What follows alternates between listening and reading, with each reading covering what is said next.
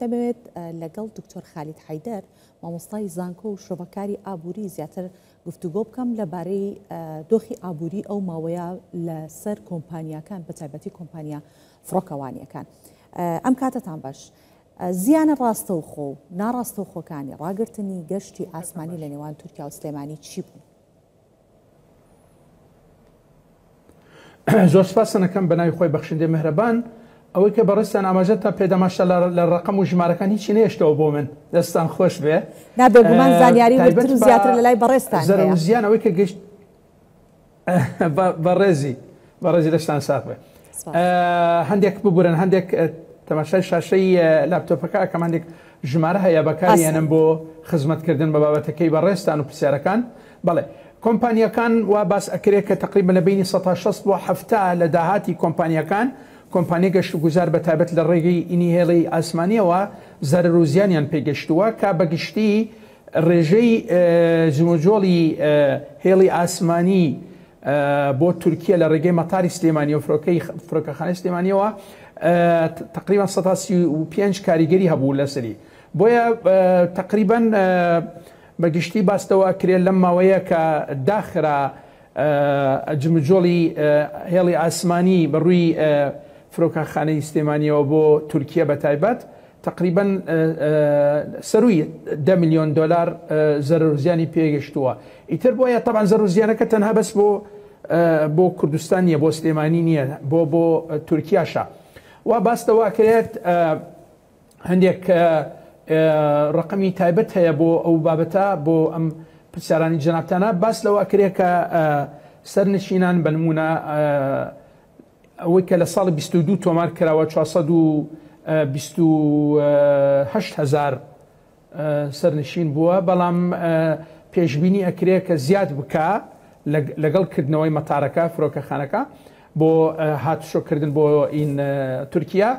ژمارەکە زیاد بکات و بگاتە 860,000 کە توانە و ئیمکانیەتی فرۆکەخانەکە تقریبا نەگاتە 1,500,000 کەس. بۆیە لێرە سەرنشین، بۆیە لێرە پێشبینی ئەکرێت کە داهاتی فرۆکەخانە ئەگەر لە نزمترین ئاست حساب بکرێت تقریبا 5,200,000 دلارە بۆ بەرزترین ئاست ئەگەر 1,500,000 کەس هاتشۆ بکە ساڵانە تقریبا ئەبێتە 23 میلیۆن دلار. لە هەمان کات بە پێی ستاندەری نێودەوڵەتی بۆ 1000 کەس بۆ 1000 گەشتیار بە نمونە یاخود 1000 مسافر پێویستیمان بە یەک کەسە بۆ خزمەتکردن لە مەتار لە ناو مەتار و لە دەرەوەی مەتاریش، یعنی پێوترێ ئەوەی کە بەڕێستان فەرمووتان ڕاستەوخۆ ناڕاستەوخۆ. ڕاستەوخۆ ئەوانەی کە لە ناو فرۆکەخانە و ناڕاستەوخۆ ئەوانش کە لە دەروەی فرۆکەخانە خزمەتەکەن. بەگشتی باستەوە کرێکە لە نزمترین ئاست تقریبا نزیکەی 830 کەس هەلی کاری بۆ بڕەخسێنرێت و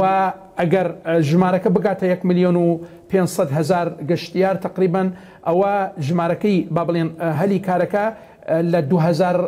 هەلی کار تێپەڕێ. بۆیە ئەمەش لێرە خودی ئەمە بابەتێکی زۆر گرنگە بۆ شاری سلێمانی، بۆ فرۆکەخانەکەی، بۆ ئەو کەسانەی کە لەوێ ئیشەکەن. ئەو داهاتە تقریبا 23 میلیۆنە و پێشبینیش ئەکرێ 1,5 میلیۆنەکە ئینی گەشتیار بە نمونە ساڵانە پێشبینی ئەکرێت کە فراوان بکرێت و زیاتر ببێ بۆ 3 میلیۆن کەس. واتە ئەم ژمارانەی کە من لە خزمەتی جەنابتان ڕوونم کردەوە ئەگەری زۆری هەیە. ئەگەر ئینشاءالله پەیوەندیە ئابوووریەکان بەهێزتر و باشتر ببێ بە تەکید ئەگەریەوەیە کە ژمارەکانیش ڕوو لە زیادبوون بکەن. بەڵێ باشە دکتۆر، بە دەستپێکردنەوەی گەشتە ئاسمانیەکان تەنیا توانین بڵین جوڵاکەوێتە ناو فرۆکەخانە وەک باست کرد هەلی کار لەوێ دروستە بێ یاخود بازاڕ و ناوچە گەشتیارەکانیش بە هەمان شێوە سوودیە بێربۆیان؟ نانە بە تەکید ئەوەی کە عەرزی جەنابتانم کرد ئەوەی کە پێوترێ هەلی کاری ڕاستەوخۆ ناڕاستەوخۆ، ئەوە ڕاستەوخۆ پەیوەندی هەیە بە خودی فرۆکەخانەکە و ناڕاستەوخۆش ئەو کەسانەی کە ئەو بەڕێزانەی کە تەکسیان پێ خزمەتی گەشتیارەکان پێشبینی ئەکرێ بە نمونە گەشتیار لە بینی 200 بۆ 300 دلار یاخود زیاتر پارە خەرج بکات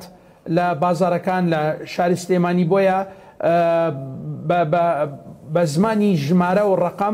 ڕقەمەکە زۆر زیاترە بێ لەوەی کە ئێمە تەنهاوەی کە باسمان کرد باسی ئینکرا فرۆکەخانە و مەتار کرا. ئەمە تەنها تایبەتە بە ڕاستەوخۆکە ئەگینە ناڕاستەوخۆەکە ئەگەر حسابی ئەو بکەین کە 1,500,000 کەس بۆ ڕوو بکە لە چوون بەرەو 3 میلیۆن کەس، ئەو 3 میلیۆن کەسە بە پێی ستەندەر ئەوەی کە باسی لێ ئەکرێت لە شاری سلێمانی لە 200 بۆ 300 دلار پارە خەرج بکرێت، حسابی بکە ڕقەمەکە زۆر گەورەتر و فراوانترە بێ ئەو 23 میلیۆنە. بۆیە بە تەکید یعنی با بڵین بابەتەکە زۆر کاریگەری ئەرێنی ئەبێ لەسەر ئابووری سلێمانی بە تایبەت و هەرێمی کوردستان بەگشتی. بەڵێ باش کاتەوە لەبەرەوە ئەوەی کە لە بەرژەوەندی سلێمانی و پارێزگای سلێمانی بە تاکید خزمەتی هەرێمی ئابووری هەرێمی کوردستانی شەکە بە تاکید بێگومان. باشە دکتۆر بە بۆچووری جەنابەت دەست پێکردنەوەی گەشتە ئاسمانەکان وا ئەکا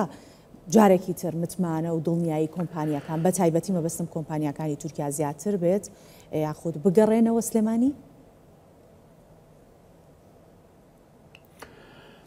خۆی ئەم خاڵە من لە سەرەتا ویستم ئەرزی جەنابتانی بکەم کە بەداخەوە سیاست ئێستا بۆتە کاریگەرترین هۆکار لەسەر هەموو چالاکیەک لە ژیان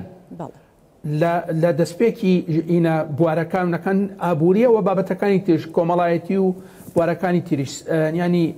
کللتوری و هەموو شتێکی تر. ئەم سیاسیە وای لاتەوە کە بنمونە ئەبینی جەنابەت لە ڕێگەی نامؤسساتی بوون لە ڕێگەی ئەوەی کە حکوومەت بەگشتی بڕیار نادەت، موسسەی حکوومەت بڕیار نادەت، ئەگینا بە بڕیارێکی سەرۆک کۆمار بنمونە بڕیار ئەدرێت کە ئەم گەمارەوە هەڵبژیرێ. باشە ئەم گەمارەوە دیارە هۆکاری هەبووە و باس ئەوە کرێ بە هۆکارەکە دیسانەوە سیاسی بووە، بەڵام بڕیارەکە ئایا بڕیارێکی حکومی بوو بنمونە کە هەر لە با بڵین لە بڕیارێکی سەرۆک کۆمار و بڕیار ئەدرێت کە لا ببرێت ئەو گەمارەوە ئەو داخستنی ڕێگە پێدان باینی هێڵە ئەسمانیەکانی کوردستان و عێراق لە ڕێگەی سلێمانی و مەبەستم بۆ تورکیا واتە بڕیاری سیاسی لێرە ئەو کەسە خودی ئەو کەسە خۆی بڕیاردەر بوو لە بابەتەکە نەک ئابوووریەکە دۆخەکەمان بۆ کۆنتترۆل بکەن. ینی ئێستا ئارزی جەنابتەنەکەم بنمونە خودی تورکیاش باس لەوە ئەکرێت کە گشتی زەرر و زیانەکەی کە پێگا ساڵانە تقریبا نزیکە لە 160 میلیۆن دلار باشە 160 میلیۆن دلار پێک هاتووە لە داهاتی تیکتەکان سەردانی ئەو کەسانە کە سەردانەکەن بۆ تورکیا لای خۆمان بۆ ئەوان ئەو جۆرە خەدەماتی کە پێشکەش ئەکرێت لەناو مەتار خەدەماتی زیادە هەیە بنمونە ئەوەی کە تایبەتە بە هەندێک کەسی تایبەت کە پێشکەشکرێت بەو کەسانە بەگشتی ئەم 159 میلیۆن نزیکەی 160 میلیۆن دلارە بۆ تورکیاش زەرر و زیانە بەڕاستی 160 میلیۆن دلار ساڵانە زەرر و زیانە. بۆیە لێرە ئەکرێ زۆر بە ئاسایی ئێمە کە بڕیارە دەین مەبەسمەوەیە کە ئەو کەسێک کە بڕیاردەرە پرس و ڕاوێش بکە بە موسسەی حکومی پەیوەندیدار بەو کەسانی کە پەیوەندیدارن بە بابەتەکە ئایا کە من بڕیارێکی وامدا وەکو سەرۆک کۆمار کاریگەری نابێ نەرێنی لە سەرینەکەن، ینی ئەگەر کێشەی سیاسیش هەیە ئەکرێ لە هەرێمی کوردستان بنمونە ئەو کەسێک کە پەیوەندیدارە داوت بکرێ بانگەشت بکرێ بۆ تورکیا یاخود ئەو کەسانە تەشریف بێن بۆ کوردستان بۆ هەولێری پایتەخت بۆ سلێمانی و دانیشن گفتوگۆ بکەنە سەر بابەتەکە و بگەنە ڕێکەوتن. یعنی ئەوەی کە بینیتان جەنابتەن بنمونە ئەو شەڕە دوور و درێژەی کە هەبوو لە بینی ئیسرائیل و با بڵێن حەماس و لاینە پەیوەندیدارەکان بە مناقەشات و گفتوگۆ دانیشتن و ڕێکەوتن لەسەرەوەی کە کۆتایی بێنن بە شەڕەکە. بۆیە تەوان لەخۆ بەزێت بێ ئەوەی کە هەیە ئێمە لە بینی هەرێمی کوردستان تورکیا قەت نەگەیشتوێتەوە ئەستە ئینشاڵڵا ناشگاتەوە ئاستە، بەڵام مەبەستم ئەوەیە کە ئێمە بۆ بابەتێکی وا ئەکرێ بە گفتوگۆی سیاسی ئابووری تیابێ کۆمەڵێک بوارێکی تری تیابێ لەو کەسانی کە دانیشن ئەو ڕێکەوتنامەیە کە ئەکرێ کاریگەر بن بڕیارەکە کە بدرێت هەمەلاین بێ نەک تەنها سیاسی بێت و مەتارەکە داخن بەسەر ینی هاتشۆکردنەکە داخن بەسەر مەتاری سلێمانی و ڕێگە نەدەن و نازام چی بۆی زەرر و زیانیان پێ بکات. ئەوەی کە عەرزی جەنابتانم کرد ئەوەی ئەمە تەوان ئەم ڕقەمانی کە بڵاو کراونەتەوە لە ئاسی نێودەوڵەتی بڵاو کراوەتەوە ئەوەی ئەوان کە زەرر و زیانیان پێگەشتووە تقریبا 7 ئەوەندە تقریبا 6 بۆ 7 ئەوەندەی زەرر و زیانەکەی کە گەشتوتە فرۆکەخانی خۆمان. بۆیە لێرە ئەو بڕیارە کە ئەدرێ بڕیارەیەکی سیاسیە کاریگەری ئابوووریەکانیان حساب نەکردووە بەداخەوە تا ڕادەی کەواتە باوە پرسیارەکە لە بەڕێستان بکەم دکتۆر تورکیا پێشتر هەڵسەنگاندنی نەکردبوو بۆ ئەو زەرەر و زیانانەی کە لە ڕێی داخستنی فڕۆکەخانەی تورکیاوە ڕوبەڕووی ئەبێتەوە وەکو ئابووری؟ نه من دڵنیام حساب کراوە بەس وەکو عەرزی بەڕێستانم کرد یعنی گرنگی دراوە بە بابەتە سیاسیەکە بوارە سیاسیەکە زیاتر لە ئابووریەکە یعنی عەرزی جەنابتانم کرد یعنی لەوانەیە ئەو بڕیارەکە درابێت ڕقەمی زەرەر و زیانەکە ئەو ژمارە خراوێتە بەردەست سەر و کۆمار یاخود ئەو کەسێک کە پەیوەندیدارە لە بڕیاردان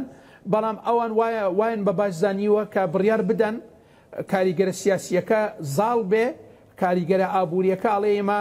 ئەتوانی لە شوێنێکی تر لە ڕێگەیەکی تر و لە سەرچاوەیەکی تر ئەو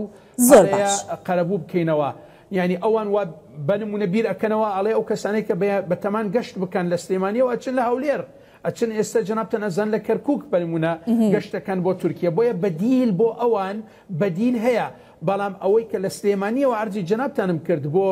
تورکیا بۆ مەتارەکانی تورکیا و بۆ هین بەو شێوازە بوو کە بڵاو کراوەتەوە لە ئاستی نێودەوڵەتی. زۆر باشە دکتۆر دوا پرسیارم هەیە ئەگەر بکرێ بە کورتی وەڵامم بیتەوە سپاس دەکەین. ئەگەر بین بە پێوەر و پێودانگی ئابووری پێوەرێک دابرێن چەندێک کاتی ئەوێ تا دۆخی ئەو کۆمپانیانە بەهۆی ئەم قەدەغی گەشتی ئاسمانی تورکیا و سلێمانی کە زیانیان بەرکەوتووە ئاسایی ئەبێتەوە؟ من تەسەوریەوە ئەکەم ینی با تۆزێک گەشتبین بم ینی لەوانەیە لە ماوەی هەفتەیەک بۆ 2 هەفتە کۆمپانیەکان و بەتایبەت ئەو کەسانەی کە بەتەمان گەشت بکەن بۆ تورکیا خۆیان حاضر بکەن بەتەمان ئەو بنمونە ئەو کەسێک کە تیکتی بڕیوە لە هەولێرە و بچێ بۆ یاخود لە تورکیا و لە کەرکووکەوە ببورن بچێ بۆ تورکیا یاخود لە بەغاوە بنمونە بۆ ئەبار هۆکارێک بە چوو بێ بۆ بەغا و ئەنجە لەوێشەوە بچێ بۆ تورکیا ئەکرێ بە ئەو کەسانە تیکتیان بڕیوەتەوە بەڵام ئەوانەی کە ئێستا بەتەمان سەفەر بکەن تەسەوڕەکەم وردە و بەتایبەت ئێمە بەرەو کۆتایی ساڵ ئەچین بنمونە بۆ گەشتەکانیان بۆ سەری ساڵ پشووی سەری ساڵە ئەوانە ئەکرێ زۆر بە ئاسایی لە ڕێگەی سلێمانیەوە بچن و بە بۆچوونی من ئەو کەسانی کە ئێستا زەرورە سەفەر بکەن لەوانەیە ئەگەر تیک تووشیوان نەبڕی بێ ئەتوانن لە ماوەی هەفتەیەک بۆ 2 هەفتە خودی ئەو کەسانێک کە بەتەمای گەشتکردنن ئەوانە تیکتی خۆیان ببڕن و بچن بۆ سلێمانی لە کاتێکە ڕائگەێنرە ئیتر فڕۆکەخانە کراوەتەوە بۆ ڕۆشتن بۆ تورکیا بەڵام ئەگەر باسی گشتی کۆمپانیەکان بکەین ناتەسەوڕەکەم بە بۆچووری من تا کۆتایی ساڵ هەموو شتەکان ئەگەڕێتەوە بۆ کاتی ئاسایی خۆی لەبەرەوەی بابەتەکە بابەتی فڕۆکەخانە و هێڵی ئاسمانی تا ڕادەیەکی زۆر مرونەت و نەرمونیانی تایە کە ئەتوانن خۆیان بگونجێنن لەگەڵ ئەم بڕیارە تازەیە. بەڵێ سپاس دەکەین دکتۆر خالید حەیدەر مامۆستای زانکۆ و شۆڤەکاری ئابووری میوانی کوردستان 24 بووین.